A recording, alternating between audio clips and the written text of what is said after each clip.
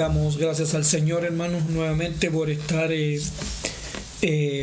su presencia de esta manera, como tantas veces se repite y se ha repetido diferente. Pero aún así, a pesar de todo lo que ha acontecido y está aconteciendo, reconocemos que el Señor está siempre con nosotros en todo lo que tiene relación con nuestra vida. Así que gracias al Señor por eso. Y bueno, como hemos venido compartiendo la palabra en estos viernes, vamos a continuar hablando acerca de un verdadero israelita. Y como resumen decíamos que cada uno, o como dice el Proverbios 20, cada hombre proclama su propia bondad. Y en base a eso nosotros, haciendo un resumen, hablábamos acerca de que muchas veces nosotros nos autoproclamamos o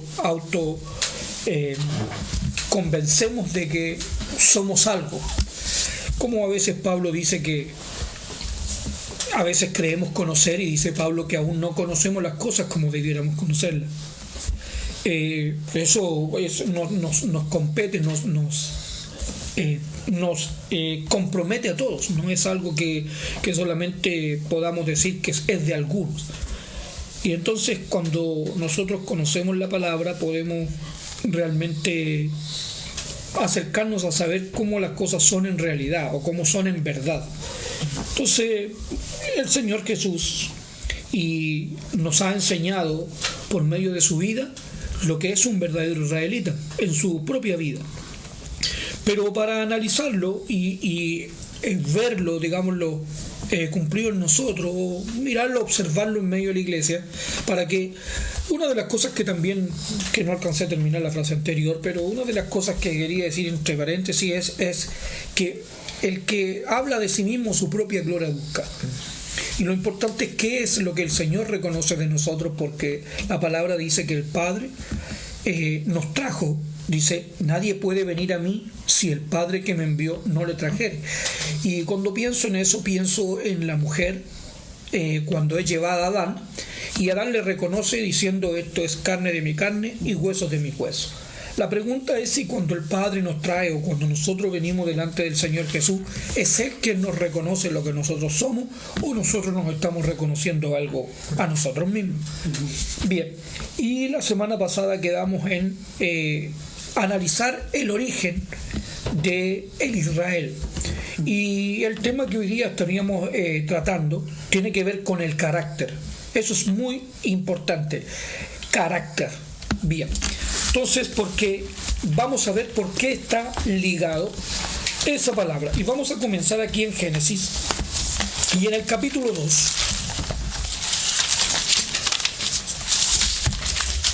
Génesis, y en el capítulo 2,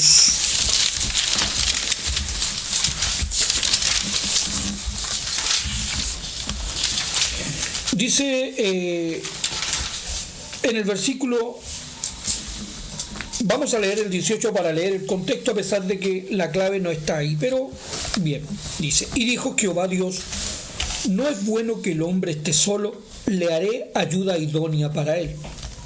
Y Jehová Dios formó pues de la tierra toda bestia del campo y toda ave de los cielos, y las trajo a Adán, y esta palabra es clave, para que viese cómo las había de llamar. Así que la escritura o la palabra nos enseña por medio de este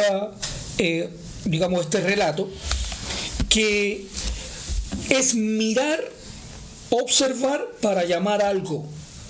O sea, lo que yo le voy a observar son sus características, y en base a esas características es que yo le voy a poner el nombre. Entonces, ¿por qué? Ahora dije, claro, yo usé la palabra yo. Lo que pasa es que Adán aquí, pero en el fondo todos somos iguales. Es como cuando nosotros estábamos en el colegio y alguien tenía un sobrenombre. Por lo general, los sobrenombres van de acuerdo a una característica o física, o qué sé yo, el simpático o el pesado, no lo sé. Es por algo que uno ve en la otra persona, y entonces le llama como la está mirando. Entonces, aquí la palabra dice que es tan importante que Adán llamó a los animales, pero él los miró primero.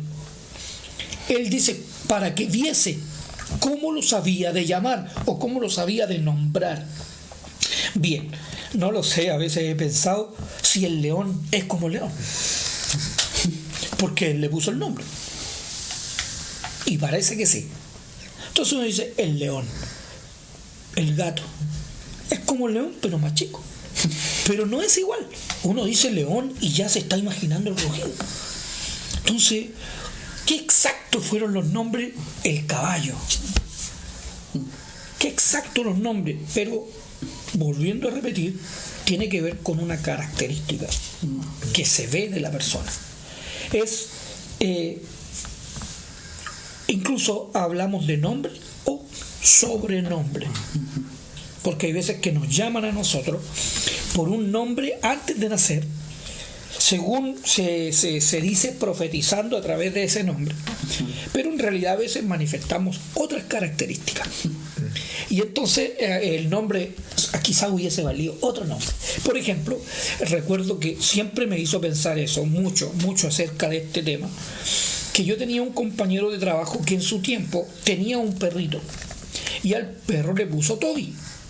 Un nombre, no sé si de perro, pero Toby. El Toby. Y entonces en una oportunidad, conversando conmigo, me dijo así, pero yo debería haberle puesto payaso a este perro. ¿Por qué?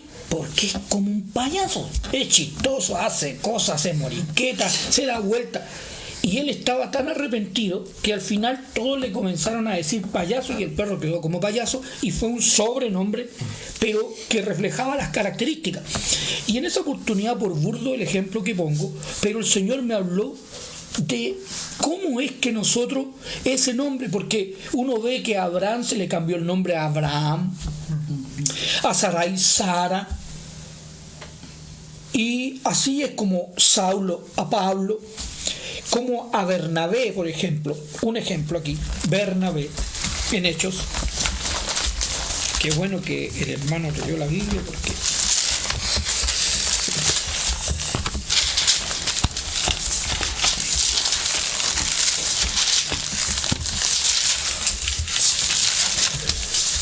en el capítulo, me parece que es 4, sí. En Hechos capítulo 4, en el versículo 36, dice así: entonces José, a quien los apóstoles pusieron por sobrenombre Bernabé, que traducido es hijo de consolación, o sea, tiene que ver con lo que veían de él, un hijo de consolación. Y eso es lo que nos enseña la palabra, y es tan importante que ahora a través de la Escritura nosotros podamos ver la importancia de un nombre o de un sobrenombre, aún así puesto por Dios, porque nos está indicando que es Dios quien está viendo una característica de nosotros. Es más, ya nosotros, si alguien nos dijera el apóstol José, nosotros diríamos, ¿cuál apóstol José? Y resulta que José era Bernabé. Entonces, si a nosotros nos dicen los apóstoles Bernabé y Pablo, ya está bien. Pero es que nos dijeran el apóstol José y Pablo, como que no. Entonces, lo que le estábamos diciendo a esta persona es su característica, al igual que Moisés. Ya ahondar más, pero creo que la idea se entiende. Bien. Una de las cosas que nosotros vamos a ver acerca de un verdadero israelita es el origen. Y lo veíamos y decíamos que íbamos a investigar acerca de Jacob, pero notemos a Jacob. Aquí en el capítulo 25 de Génesis comienza la historia, por decirlo así. Ya sabemos que en el capítulo 27 es Esaú quien hace una acusación diciendo: bien que llamaron su nombre Jacob, porque ya me ha suplantado 2 veces. ¿Ya? Pero notemos ahora lo que hay en la vida de este varón. para que de Jacob, que también lo analizábamos, Jacob es representativo de la carne, es representativo del engaño, es representativo de la ira, de todo lo que es humano. Entonces nosotros podríamos decir, yo soy un verdadero israelita, pero cuando alguien me mira, ¿qué es lo que en realidad ve? ¿Sigue viendo a la persona que uno siempre fue? Entonces, o realmente es digno de poner un sobrenombre. ¿Se imaginan que uno fuera caracterizado dentro de la congregación como un nombre que significara, por ejemplo, lleno de paciencia? ¡Wow! Porque la paciencia es un fruto difícil de manifestar. El hombre, por lo general, naturalmente somos hijos de ira. Así que siempre tenemos reacciones airadas. Entonces, que alguien viera una característica así. Entonces, por lo general se ven más características, no, cuidado con el hermano que es enojón. Y bueno, o el hermano conflictivo. Que fome que se vea así, porque debiera en realidad manifestar una característica diferente. Bueno, notemos ahora este varón aquí en el capítulo 25 y en el versículo 19. Dice: estos son los descendientes de Isaac, hijo de Abraham. Abraham engendró a Isaac, y era Isaac de 40 años cuando tomó por mujer a Rebeca, hija de Betuel arameo de Padán Aram, hermana de Labán arameo. Lloró Isaac a Jacob por su mujer que era estéril, y lo aceptó Jehová y concibió Rebeca su mujer. Y los hijos luchaban dentro de ella, y dijo: si es así, ¿para qué vivo yo? Y fue a consultar a Jehová. Ya, aquí el evento es claro, él está luchando en el vientre. Y bueno, al nacer, dice el verso 24, cuando se cumplieron los días para dar a luz, he aquí había gemelos en su vientre. Dos personas, o personitas en este caso, dos personitas chicas, iguales en aspecto. Dice: y salió el primero rubio y era todo velludo como una pelliza, y llamaron su nombre Esaú. Después salió su hermano, trabada su mano en el calcañar de Esaú, y fue llamado su nombre Jacob. Y entonces vemos que Jacob sale en segundo lugar, nace Esaú primero, ambos son iguales, pero ya desde el vientre Jacob anhelaba algo. Venía luchando, pero venía luchando ¿por qué? ¿Porque era un peleador? No, él venía luchando por algo que hasta aquí no está claro. Claro, alguien me va a decir, yo sé por qué, va a levantar la mano, yo sé por qué. Claro, porque ya lo sabemos, pero nosotros deberíamos continuar leyendo para saber en realidad por qué luchaba. Y crecieron los niños, y Esaú fue diestro en la casa, hombre del campo, pero Jacob era hombre quieto, que habitaba en tiendas. Esa palabra, varón quieto, que habitaba en tiendas, es importante. Primeramente, un varón quieto es una característica. ¿Ya? Habitaba en tienda es una característica importante. Dice: y amó Isaac a Esaú porque comía de su casa, mas Rebeca amaba a Jacob. Bueno, uno regalón de papá y el otro regalón de mamá.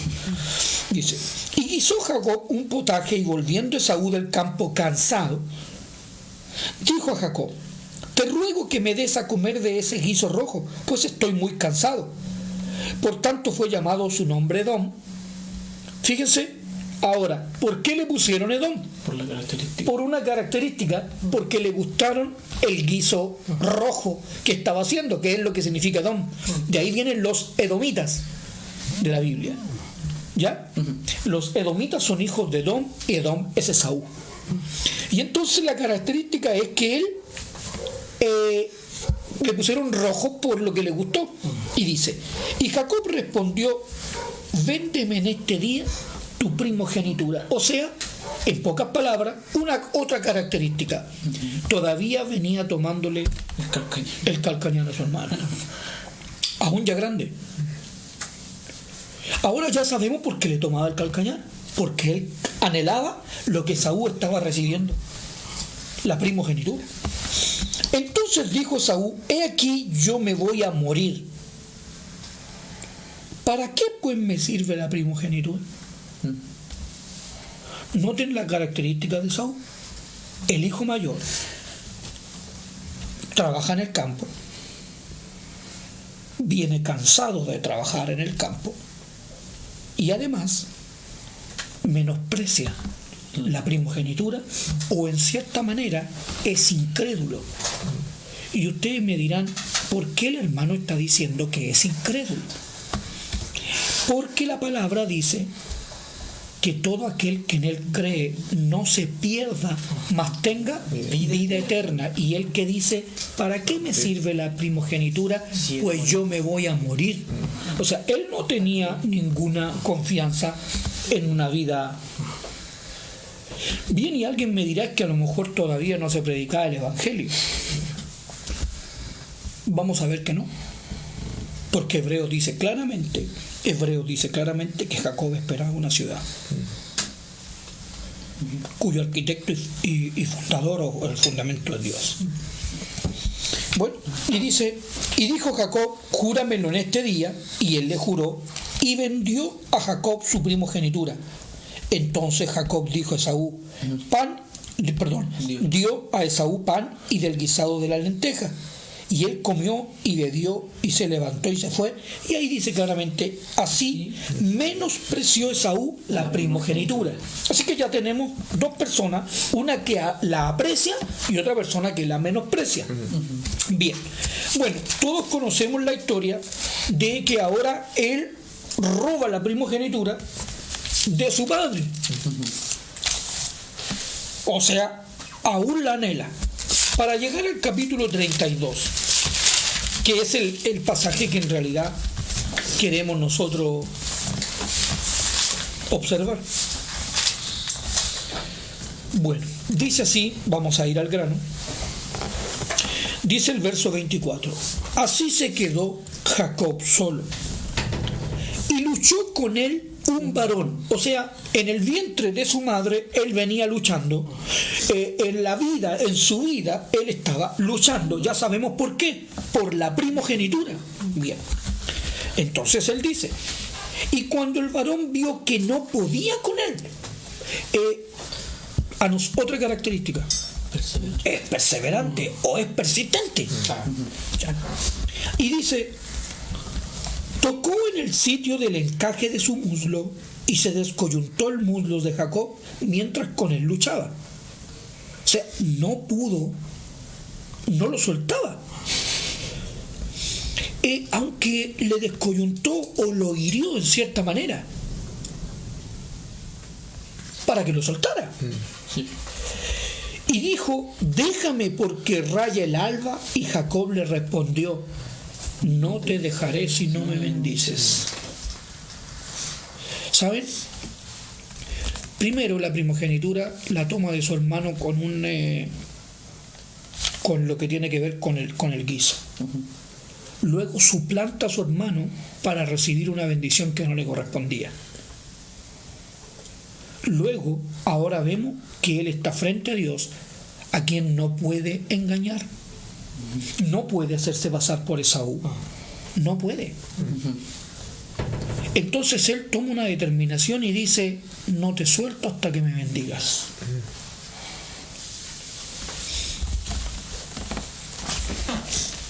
Y el varón le dijo: ¿cuál es tu nombre? Ahí está. Y él respondió: Jacob.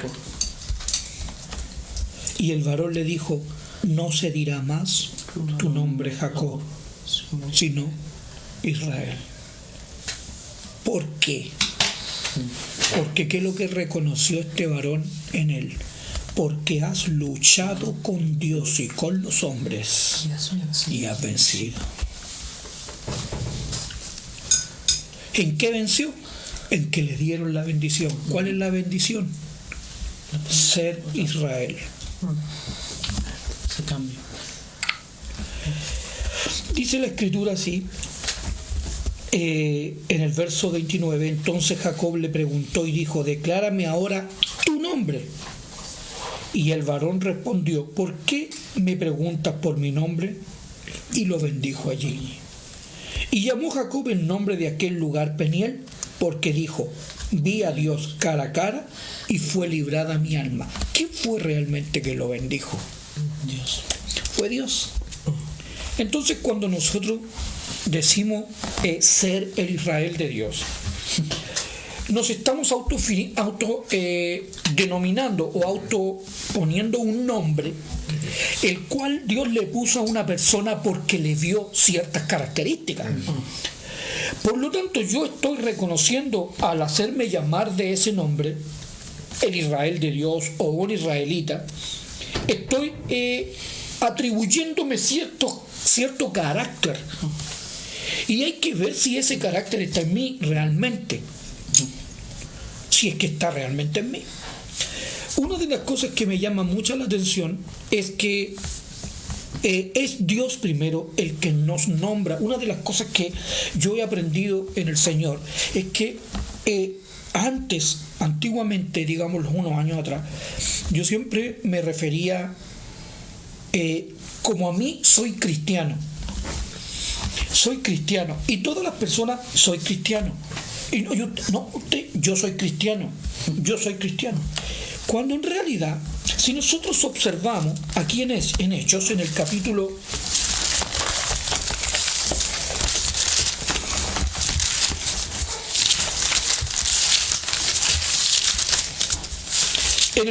11,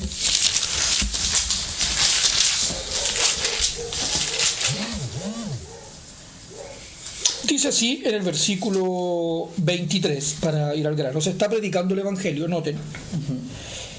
Cuando llegó y vio la gracia de Dios, se regocijó y exhortó a todos que con propósito de corazón permaneciesen fieles al Señor, porque era varón bueno y lleno del Espíritu Santo y de fe, Bernabé, y una gran multitud fue agregada al Señor. Después fue Bernabé a Tarso para buscar a Saulo, y hallándole le trajo a Antioquía, y se congregaron allí todo un año con la iglesia y enseñaron a mucha gente, y a los discípulos se les llamó Cristo. Pero a ver, ¿se les llamó o se autollamaron? Se les llamó. ¿Qué es lo que vieron en ellos? La característica. ¿Cuál? La fidelidad al Señor. No es decir, yo soy cristiano porque solamente, digámoslo así, yo voy a una iglesia. Una cosa, se habla tanto, hermanos, acerca del discipulado. Del discipulado se habla tanto como que, y lo insisto y lo he repetido muchas veces, como si el discipulado fuera tomar materias, estudiar la Biblia. Eso no es un discipulado. Un discipulado, miren ahora, un ejemplo, es aquí en Mateo, en el capítulo 28.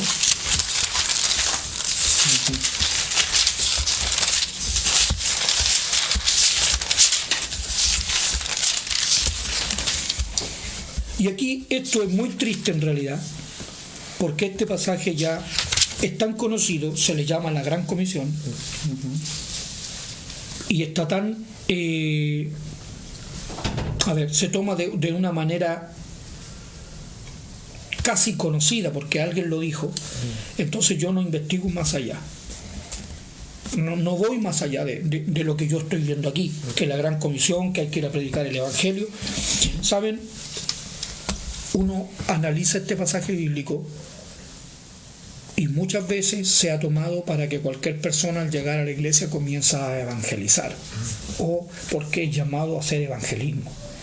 Tengo una carga por el evangelismo y comienza a hacer evangelismo, y la iglesia se convierte en una iglesia evangelizadora. Amén, está bien, amén. Pero yo no veo que el Señor, así francamente, haya llamado a evangelizar a una persona la cual no tenía una preparación. Yo veo que aquí ellos están primeramente en el capítulo 28 frente a un varón que había resucitado. Por lo tanto daba claras señales de ser el Mesías. Ya hasta esta altura ya lo reconocían. Era el Mesías. Y ellos habían estado 3 años con el Mesías, al cual habían oído, el cual les había enseñado, el cual los había exhortado.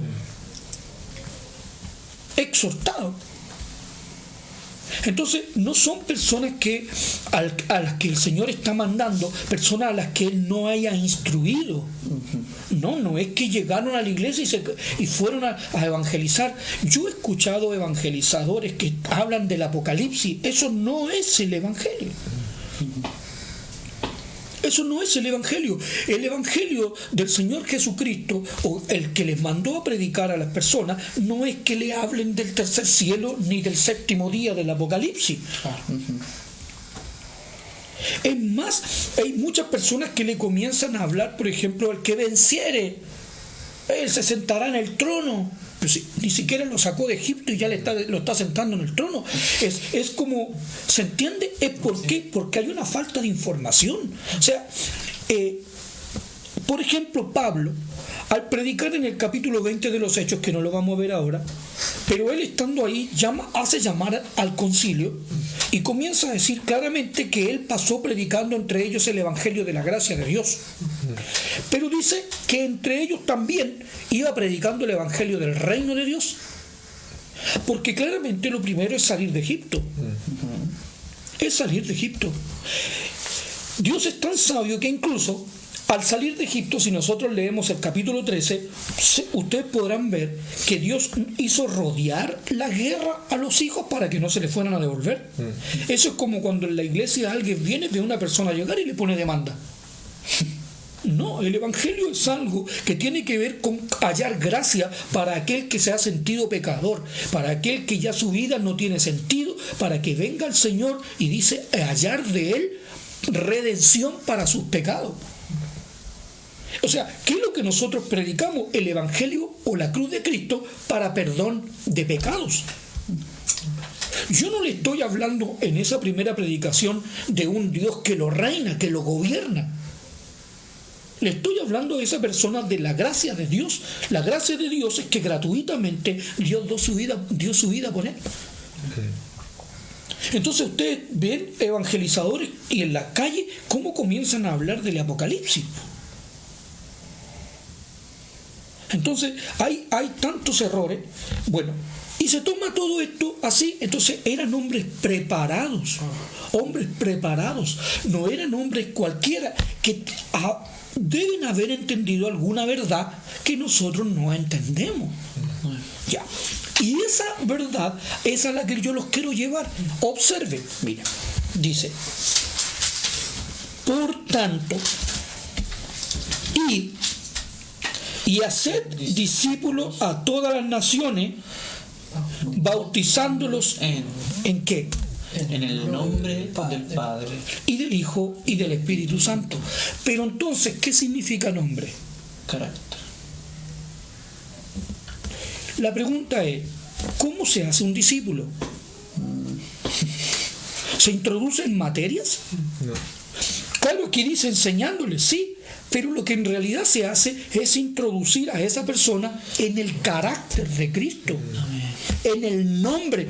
Pero es que ahí dice del Padre, por supuesto, porque nosotros somos llamados el Señor Jesucristo. ¿Qué es lo que les dijo a ellos una vez estando en el capítulo 13 de Juan?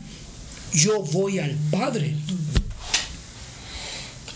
La meta de un discípulo es ser bautizado en la naturaleza del Padre, para que él sea participante de la naturaleza divina, no que conozca temas. No es discípulo aquel que se sabe la 1 de Corintios.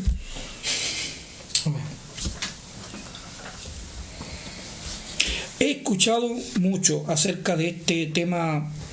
Decláralo. Viene de la declaración positiva. ¿Saben que ese es un libro de psicología escrito por una persona del mundo, la cual enseña eso con la Biblia, pero lo está usando para su beneficio? Declaración positiva. Como que tú lo declaras y es. No, eso no es fe. Eso no es fe. No, si tú lo declaras, entonces tú eres así. No. O sea, yo hago algo, lo declaro, no me van a asaltar. No, fe es creer lo que Dios dijo. Y Él no hace una declaración positiva. No, su palabra es una palabra que tiene poder. Entonces lo que Él dice es, eso es, y eso es de Dios. Eso no es de nosotros no podemos hacer eso. Entonces, esos son los errores que tenemos. Entonces, lo que nosotros necesitamos es ser bautizados en el nombre del Padre. En el nombre del Padre. Luego, en el nombre del Espíritu Santo, tener las características del Espíritu de Dios. Y en el nombre de su Hijo Jesucristo, tener las características de su Hijo Jesucristo. ¿Qué es lo que es un discípulo? Entonces, si es que ¿estará hablando con verdad mi hermano? Bueno, miren, Mateo, en el capítulo 5,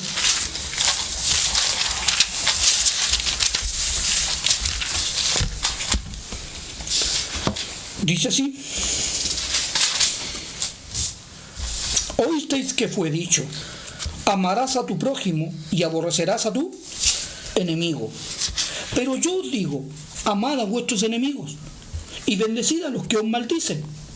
Haced bien a los que os aborrecen y orad por los que os ultrajan y os persiguen. ¿Para qué? Para que seáis hijos de vuestro Padre. ¿Por qué causa? Por lo que dice el verso 48. Sed pues vosotros perfectos como vuestro Padre que está en los cielos es perfecto. O sea, yo tengo que alcanzar la naturaleza del Padre.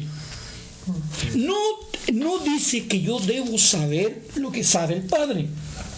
No. Dice que tengo que alcanzar la naturaleza del Padre. Entonces, si yo voy a ser bautizado en el Padre, voy a ser perfecto. Noten, miren, ¿a qué me quiere llevar el Señor Jesucristo? Al Padre, decíamos, ¿no?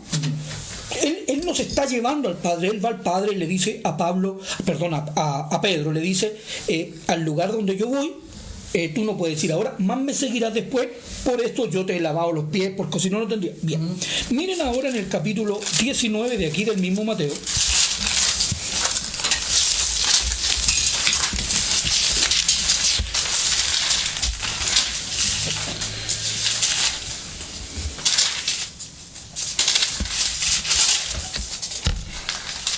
Dice así, conocen la historia, pero en el versículo 20, y el joven le dijo, la historia del joven rico, todo esto lo he guardado desde mi juventud, ¿qué más me falta? Por decirlo, yo me sé la ley, cumplo la ley, hago todo esto, ¿qué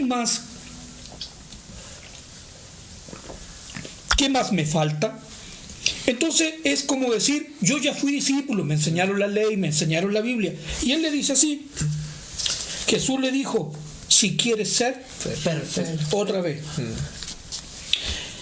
anda, vende lo que tienes y dalo a los pobres y tendrás tesoro en el cielo. ¿Y qué cosa? Y ven y sígueme. ¿Sígueme a dónde? A la perfección. ¿Pero qué significa ir a la perfección? Ir al Padre, porque Él le dice, te voy a hacer como mi Padre. No sé si me doy a entender de esa manera. El hecho de tomar a una persona y bautizarla en el nombre, lo que se está haciendo es llevando a esa persona a la perfección.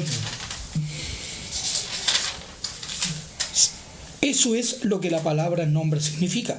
Bien, ahora, cuando hablamos de un israelita, una de las características, que es lo que nosotros vimos, perseverancia. Noten aquí, ya para ir más o menos hacia tierra derecha, aquí en Mateo capítulo 15.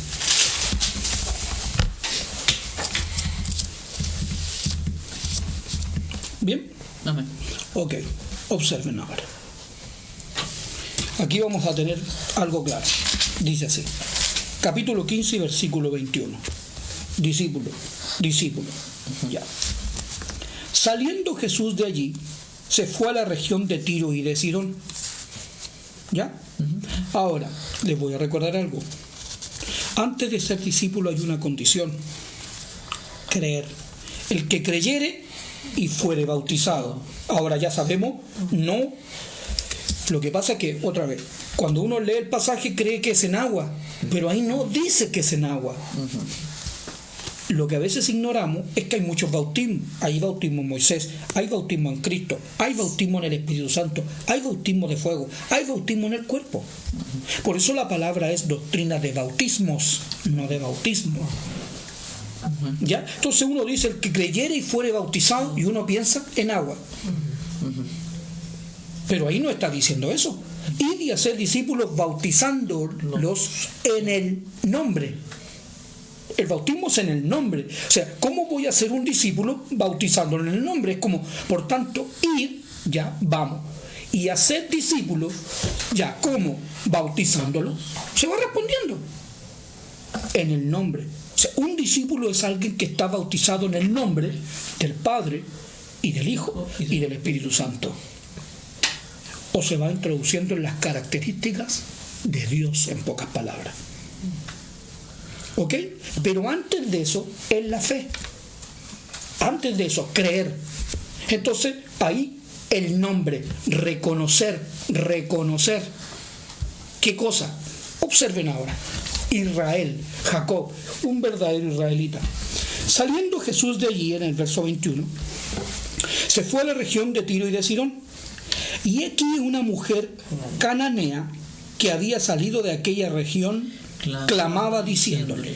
Noten, ya sabemos que la mujer es de Canaán. ¿Ya? La mujer es de Canaán. Esa palabra igual es un tanto importante, a pesar de que dice Sirofenicia de ciudad. Ella es cananea.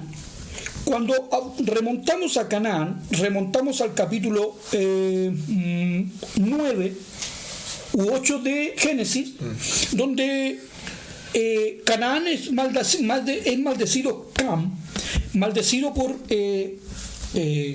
Noé, y maldice a Canaán por cuanto él vio la desnudez de su padre. Sin embargo, bendice a Set. Ya, cuando uno ahí después, luego en el capítulo 10, Nimrod es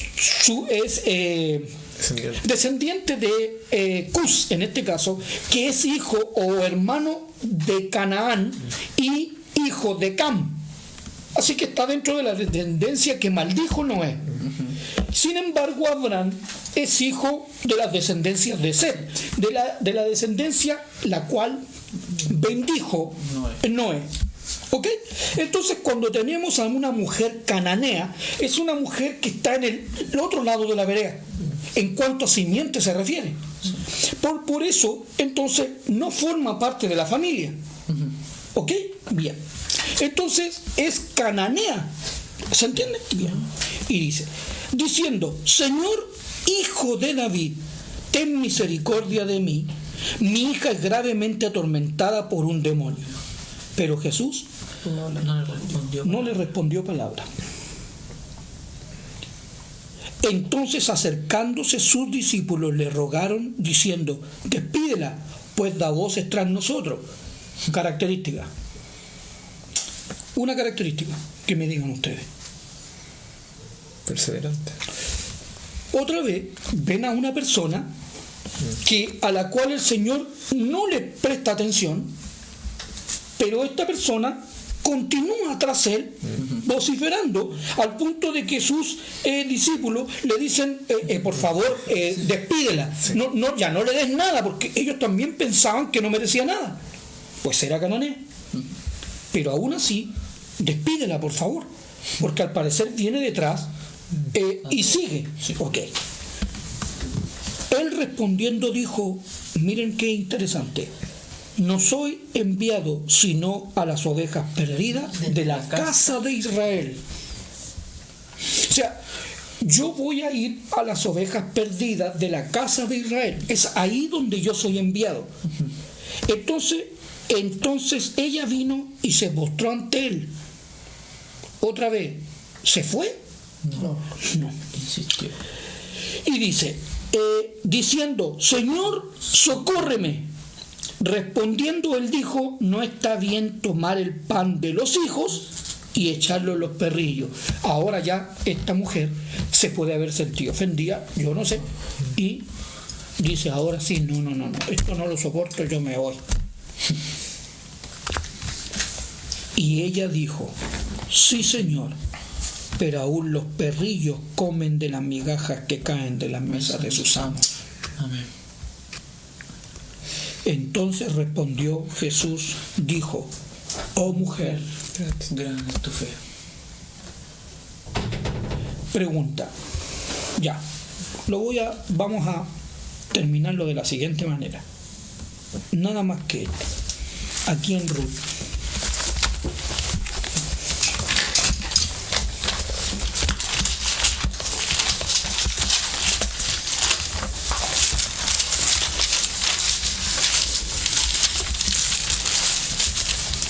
Ruth. Todos conocemos la historia.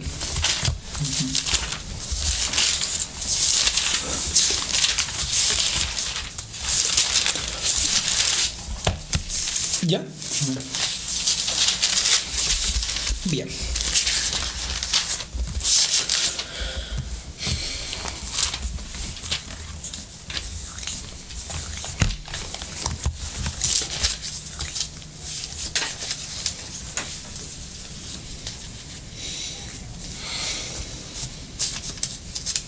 Ya. En el verso, voy a leer el capítulo 1, el capítulo 2, como decía, y al analizar a Ruth podemos observar, ¿lo encontraron, no? Ya. En el capítulo 2 podemos observar que al igual que la mujer cananea o sirofenicia que estábamos leyendo, Ruth no es israelita. No es israelita. La mujer cananea es cananea, solamente el Señor le dice, mujer, grande es tu fe. ¿Ya? Sí, grande es tu fe. Ella le responde de una manera bien especial. Ella le dice, aún los criados comen de las migajas que caen de la mesa de sus amos. Entonces en el capítulo 2 y en el versículo 16 dice así, verso 15, luego se levantó para espigar y vos mandó a sus criados diciéndole que recoja también espiga entre la gavilla y no la avergoncéis, y dejaréis también caer para ella algo de los manojos y lo dejaréis para que lo recoja y no la reprendáis. O sea, está comiendo y le está dejando migajas. Ya, ahora, capítulo 2 y en el versículo 10. Ella entonces, bajando su rostro, se inclinó a tierra. ¿Qué hizo la mujer cananea? Se postró ante él. ¿Lo recuerdan? Sí. La mujer se postró ante él. No soy enviado sino a las ovejas perdidas de la casa de Israel. Y entonces dice, ella bajando su rostro se inclinó a tierra y le dijo, ¿por qué he hallado gracia en tus ojos para que me reconozcas? ¿Cómo es posible que alguien reconociera una oveja perdida de la casa de Israel? ¿Cómo fue que el ángel reconoció a Jacob? Lo reconoció, reconocer por el carácter. Lo que él le reconoció es un carácter. Entonces ella le dice, siendo yo moabita, ¿qué hice para que tú me reconozcas? Y le dice, siendo yo extranjera, o sea, yo no soy israelita igual que la mujer. Ya. Y respondiendo vos, le dijo, he sabido todo lo que has hecho con tu suegra después de la muerte de tu marido, y que dejando a tu padre y a tu madre y la tierra donde naciste, has venido a un pueblo que no conociste antes. ¿Qué es lo que va a hacer ella? ¿A qué pueblo vino? A Israel. Amén. ¿Qué entonces a partir de ahí, qué fue Ruth? De nacionalidad moabita, de carácter israelita. Amén. De nacionalidad Jacob, la carne, de la tierra. De carácter Israel. Dice entonces: Jehová recompense tu obra, tu obra, tu obra. ¿Qué debemos hacer para poner en práctica las obras de Dios? Esta es la obra de Dios, que creáis en el que Él ha enviado. ¿Qué hizo la sirofenicia de la cananea? Creyó en Él. Mujer, grande es tu fe, o en este caso, Jehová recompense tu obra. Es la misma palabra. Amén.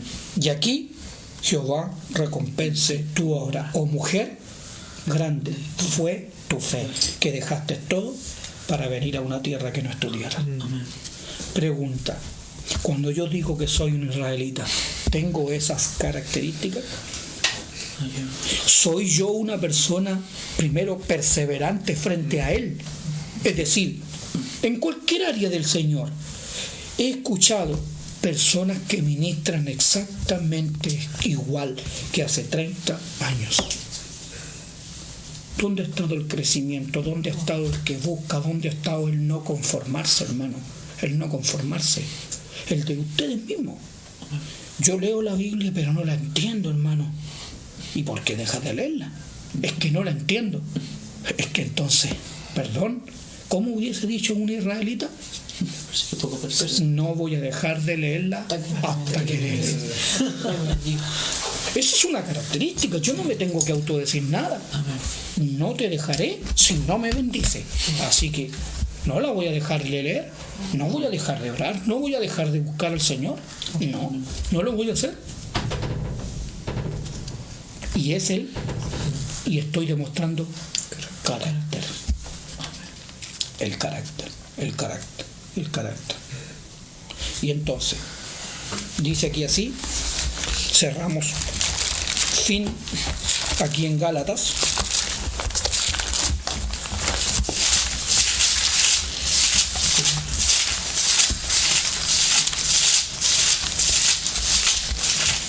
La característica de Jacob, un verdadero israelita, es la fe. La fe se demostró por sus obras, por eso partimos diciendo: muéstrame tu fe por tus obras. Israel no tuvo que decir: yo me llamo Israel. No, él tuvo que esperar, porque cuando le dieron sus características, lo llamaron a él Israel por su fe. La fe se vio demostrada en su obra. No sé si lo entienden esa parte, si no me lo dicen. Cuando la palabra dice recompense tu obra, ¿cuál había sido la obra? Lo que había hecho en pos del Señor. O sea, la fe de Ruth manifestó una obra. Entonces, cuando la palabra dice muéstrame tu fe sin tus obras, es como una Ruth o una mujer sirofenicia diciendo: yo tengo fe, pero no haciendo nada. A la que el Señor un día no le contesta, y porque no le contestó una vez, lo deja de seguir. Eso es lo que el Señor le quería mostrar a sus discípulos. Yo he venido a las ovejas perdidas de la casa de Israel. ¿Cómo las vamos a reconocer? Por su carácter. Son israelitas, porque el israelita es por el carácter. Es un sobrenombre. Es el sobrenombre de Jacob, por un carácter, por su carácter. Entonces, vamos a ver ahora la mujer sirofenicia, vamos a ver ahora a Ruth. Recompense tu obra, la obra de tu fe. Tu fe te llevó a hacer esto, entonces yo reconozco, no la fe. Ella no dijo: yo tengo fe. ¿Por qué hallé gracia? Porque yo vi tu obra, dijo vos. ¿Se entiende esa parte? Bien. Entonces, esa obra, a la cual ahora es Jacob, pero Jacob es hijo de Abraham, y la palabra dice que todos los que son de fe son de hijos de Abraham, por lo tanto un israelita. Dice capítulo 3 y versículo 7: sabed por tanto que los que son de fe, estos son hijos de Abraham. Pregunta, ¿qué es lo que era la Sirofenicia? ¿Era cananea realmente? ¿Por fuera? Sí, por fuera. ¿Y por dentro? Hija de Abraham. ¿Qué le dijo él? Mujer grande es tu fe. Y los que son de fe son hijos de Abraham. Entonces ella no era cananea. Perdón, ¿estaba perdida entonces en Canaán? ¿Estaba perdida? Sí, porque eran ovejas perdidas de la casa de Israel. O sea, ella era una israelita perdida entre las naciones. ¿Cómo la reconocieron? Siendo extranjera, como Ruth. Por su fe. ¿Cómo le vieron su fe? Por sus obras. Entonces, que alguien nos llame a nosotros verdaderos israelitas, que seamos llamados por otros y no que nos autoconvenzamos. No, pero a mí igual me han dicho que yo soy un buen hijo de Dios. Quizás la mamá, no sé. ¿Me entienden? Quizás la mamá, yo a veces digo ese término así de manera irónica, porque esta semana que viene vamos a estar mirando que quiénes son los que reconocen esa naturaleza. Si ustedes ven que ahí dice se les llamó cristiano, luego en Pedro, en la primera o la segunda carta, no lo recuerdo ahora, me parece que en la primera, dice que si padecemos como cristianos, porque ser cristiano era símbolo de padecimiento. Entonces los que llamaban cristianos a los cristianos eran los enemigos, no ellos mismos. Por ejemplo, el rey Agripa le dice: por poco me persuades a ser cristiano, porque era una ofensa. Pablo perseguía a los que se decían cristianos en un principio. Entonces la pregunta es: ¿quién nos está llamando a nosotros? Lo interesante de esto no fuera que nos llamara nuestra familia. Lo interesante sería que nos llamaran nuestros enemigos. Amén. Este es un verdadero hijo de Dios. Wow. Gracias. Porque Pilato era de los enemigos. Y la iglesia no reconocía a Cristo. Crucifique, le dijeron. Él lo sacó afuera y dijo: quiero que ustedes sepan que yo no hallo en este hombre ningún delito. El testimonio de Cristo hablaba ante sus enemigos, no ante sus amigos. Bueno, también ante sus amigos, obviamente, pero son sus enemigos los que lo reconocieron. Que sean otras personas las que nos llamen a nosotros ser Israel de Dios y no nosotros a nosotros mismos, porque el que habla de sí mismo, su propia gloria. Amén. Para impresionar, no. El carácter. ¿Somos el Israel de Dios? ¿Está esa fe morando en nosotros? Amén. Oramos a nuestro Dios, hermanos. Padre, una vez más estamos ante tu presencia, Señor, con un corazón dispuesto a aprender. Y esperamos, Señor, que tú pongas en nosotros esa fe, porque sabemos, porque lo hemos leído, que la fe es don de Dios. Señor. Quizás estando en el vientre o quizás antes de nacer, porque la palabra dice que tú amaste a Jacob y a Esaú aborreciste, pero dice que este llamado, esta fidelidad hacia Jacob, dice que estaba en él, incluso aunque antes que no naciera, dice el capítulo 9 de Romanos, Señor. Amén. Dice, pues no habían nacido para que hiciesen bien o mal, sino que para que el propósito de Dios conforme al que llama. Quizás tu palabra ya estaba clara: el mayor servirá al menor. Pero aún Jacob, ¿tú por qué diste ese segundo lugar a Jacob? ¿Por qué nacer en segundo lugar? Para que durante la vida él mostrara el carácter del Hijo, siempre perseverando y anhelando todo aquello que es celestial, Señor, todo aquello que es celestial. Asimismo, tal cual como Jacob mostró en su espíritu, mostró en su naturaleza una perseverancia hacia conocerte, una perseverancia a ir en pos de ti a pesar de todas las cosas. Esa misma perseverancia se ha de ver en medio de tu iglesia sobre aquellos que son hijos de Dios. Y permítenos, Señor, también ver que aunque parezcamos gemelos, no somos iguales. Amén, Señor. No somos iguales. La diferencia está en el carácter, Amén. en la naturaleza. Anhelamos la perfección. Y eso gracias a ti, Señor. Gracias a que tú provocas en una vida ir en pos de ti. Señor, así hazlo con nosotros. Gracias, Padre. No nos permitas atribuirnos algo o darlo por hecho en nuestra vida, sino más bien que tú lo pongas en nosotros para que nosotros comencemos a mostrar tu carácter en nuestras vidas.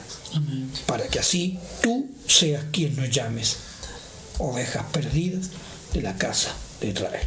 Amén. Gracias, Señor. Gracias, Padre. A ti sea honra y gloria, porque solo tú la mereces, Padre. Amén. Es tu obra en medio de la iglesia. Amén. Gracias, Señor. Gracias, Padre. Bueno, mis hermanos, nos despedimos. Les damos muchas gracias por habernos acompañado.